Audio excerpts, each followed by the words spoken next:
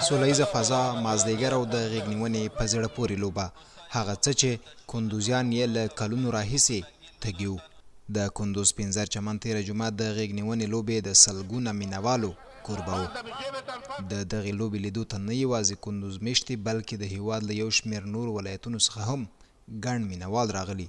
دوی وایي تېر 3 کاله په هیواد کې سراسري سوله ټینګه شوې چې ورسره خلکو ته په بیلابیلو برخو کې د ژوند ګڼې اسانتیاوې برابرې شوې دي.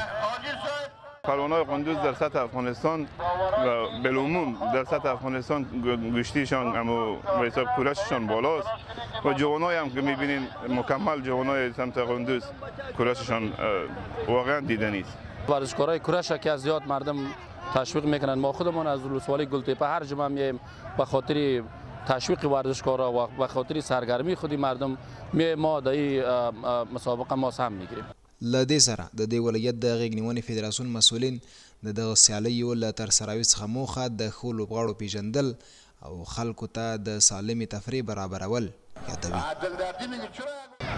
هدف ما زمین مسابقات نیست، زمین پهلوانی نیست که مسابقات تیم ملی هفته آینده شنبه یک شنبه در کابل میشه که اونجا میمانای خارجی ما داریم. رئیس فدراسیون کورش جهانی میه، معاون فدراسیون کورش جهانی میه، اعضایش میه که جمله 5 نفر میشه.